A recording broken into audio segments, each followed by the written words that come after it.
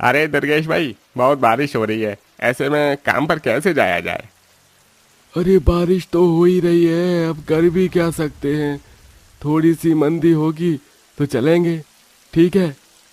हरिया और दुर्गेश दोनों बारिश के रुकने का इंतजार कर रहे होते हैं। उनके आसपास की एक जगह पर एक अमित नाम का लड़का समोसे की दुकान पर समोसे तल रहा होता है। अरे भाई, बारिश तो पता नहीं कब कम होगी। चल इतने थोड़ी पेट पूजा ही कर लेते हैं। अरे सही बोल रहा है, समोसे की खुशबू ने तो पेट में भूख पैदा कर दी। दुर्गेश और हरिया दोनों अमित की दुकान पर आते हैं। अरे भाई, कितने में दे रहे हो समोसा? कितने में क्या काका, 10 रुपए का एक है, बोलो कितने लगा दूं? अरे लगा दे भाई, दो जगह एक एक समोसा। ये सुनकर अमित दुर्गेश और हरिया के लिए समोसा लगा देता है। तभी बारिश तेज होने लगती है और उसी की दुकान के सामने अचानक से एक बहुत अमीर घर की लड़की श्रेया की गाड़ी खराब हो जाती है। अरे यार, ये क्या हो गया? गाड़ी को भी अभी डैमेज होना था। अब हम लोग इतनी बारिश में कैसे यहाँ से जाएंगे? कॉलेज के लिए भी लेट हो रहा है। मैं तो सोच रही थी कि बस पकड़ लूं, लेकिन तुमने कहा कि मेरी गाड़ी है, चलो। आज तो हम कॉलेज नहीं जा पाएंगे, मुझे ऐसा लग रहा है। तभी इशिका को समोसे की खुशबू आती है। अरे सामने देखो ना, समोसे वाला। मुझे समोसे खाने हैं, भूख लगी है। ऐसी तेज बारिश में समोसे खाने का तो मजा ही अलग है। What rubbish! तुम इस थर्ड क्लास दुकान पर समोसे खाने की सोच भी कैसे सकती हो? बस करो श्रेया, तुम अमीर हो लेकिन हम नहीं, और हमें तो ऐसे ही पसंद है। चलो इशिका, हम दोनों चलते हैं। विनीता और इशिका दोनों अमित की समोसे की दुकान पर जाती हैं और वहां चटकारे लेकर समोसे खा रही होती हैं। उन्हें देखकर श्रेया को भी भूख लगती है और वो अपनी गाड़ी से निकलती है और अमित की दुकान में आ जाती है, जहां वो अमित के समोसे खाती है जो उसे बहुत अच्छे लगते हैं।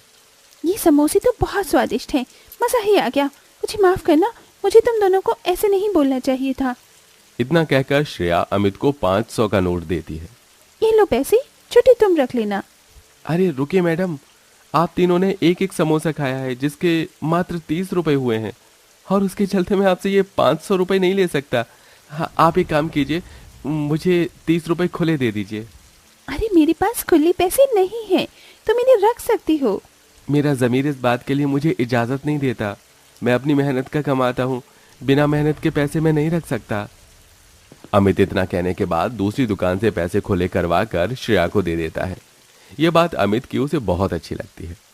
उस दिन के बाद से श्रेया कॉलेज के बाद रोजाना अमित की समोसे की दुकान पर अपनी सहेलियों को किसी न किसी बहाने से लेकर आने लगती है, मानो जैसे श्रेया को अमित से एक तरफा प्यार हो गया हो। एक दिन जब अमित की दुकान पर कोई नहीं होता और वो बारिश के चलते अकेले वो अपनी दुकान के ऊपर प्लास्टिक की तिरपाल लगा रहा होता है, तो ये देख श्रेया उसकी मदद करने लगती है। हाँ, अरे मैडम, आप क्यों इतनी परेशानी उठा रही हैं? मैं ये सब अपने आप कर लूंगा। कोई बात नहीं, मैं तुम्हारी मदद करवा देती हूँ। दरअसल मुझे तुमसे कुछ जरूरी बात भी करनी थी। बात यह है कि मैं तुम्हें बहुत पसंद करती हूँ और तुमसे प्यार करने लगी हूँ। अरे मैडम, मैं बहुत गरीब हूँ, आपको वो सब नहीं दे सकता जो एक अमीर लड़का आपको दे सकता है। आप अपने लेवल का लड़का ढूंढिए। नहीं, मैं तुमसे सच में बहुत प्यार करती हूँ। मुझे तुम्हारे अलावा और कोई पसंद ही नहीं है। क्या तुम मुझे पसंद नहीं करते? ये सुनते ही अमित कहता है, ऐसा नहीं है, मैं आपको पसंद नहीं करता, लेकिन मुझे तो आप बहुत पहले से ही पसंद हो, पर मेरी औकात नहीं आपसे प्यार करने की। प्यार में ऊंच नीच, औकात या बड़ा छोटा कुछ नहीं देखते। बस देखते हैं तो दिल देखते हैं, और मैंने तुम्हारा और तुमने मेरा दिल देखा है। बस यही काफी है। क्या तुम मुझसे शादी करोगे? क्या तुम मेरे साथ गरीबी में रह पाओगी? हाँ हाँ बिल्कुल, मैं तुम्हारे साथ गरीबी में आराम से रह लूंगी, एडजस्ट कर लूंगी।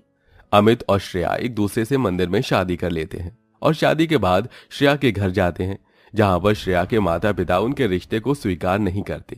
इसी बीच बारिश शुरू हो जाती है, जिसके बाद बारिश में ही अमित अपनी पत्नी श्रेया को अपने घर लेकर आता है। अरे बेटा, तू आ गया। मैं अभी तेरे बारे में ही सोच रही थी। बाहर बहुत बारिश हो रही थी तो तू पूरा भीग गया है। दिव्या, दिव्या, जल्दी से कोई कपड़ा लेकर आ। देख, तेरा भाई पूरी तरह भीग गया है। तभी अमित के पीछे से श्रेया निकलकर सामने आती है। ये लड़की कौन है बेटा? माँ, ये लड़की आपकी बहू है। बहू है? ये तो क्या बोल रहा है? श्रेया, माँ के पैर छू लो। श्रेया जैसे ही शकुंतला के पैर छूती है, शकुंतला उसे आशीर्वाद देती है। तभी श्रेया की नजर घर के अंदर पड़ती है। घर के अंदर पानी भरा होता है। बारिश की वजह से घर के अंदर पानी भर गया है। बहू तुम अपनी साड़ी को थोड़ा ऊपर कर लो, नहीं तो भीग जाएगी। मैं और दिव्या भी सारा पानी बाहर निकाल देंगे। शकुंतला ऐसा कहकर श्रेया को घर के अंदर बुला लेती है, जहां दिव्या और शकुंतला दोनों ही घर का सारा पानी बाहर निकाल रहे होते हैं।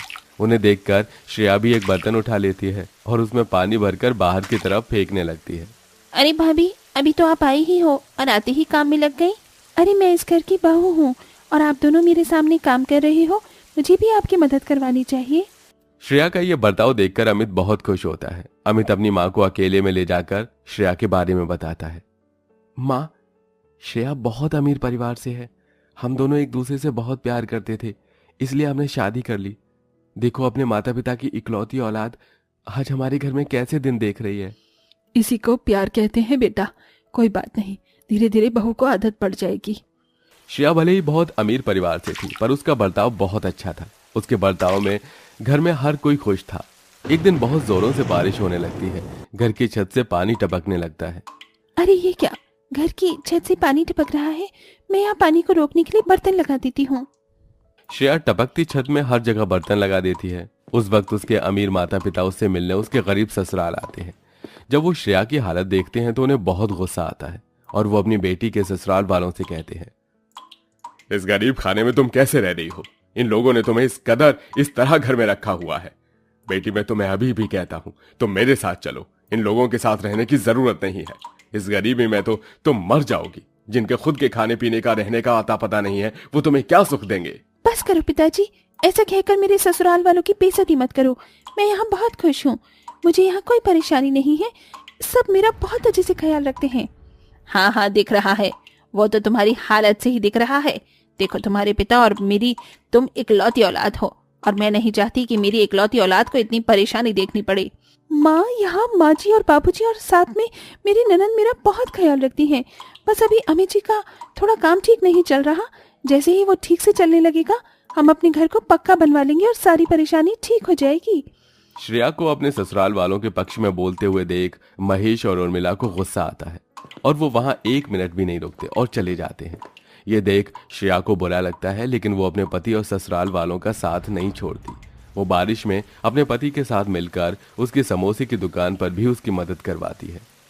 चिंता मत करो अमित, एक दिन सब कुछ ठीक हो जाएगा।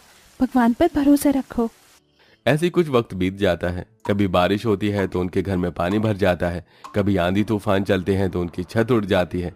इस तरह श्रेया की परेशानियां जिंदगी भर चलती ही रहती हैं, लेकिन वो अपने गरीब ससुराल वालों के साथ एडजस्ट करके खुशी से रहती है। वहीं उसके ससुराल वाले भी उसका बहुत ख्याल रखते हैं।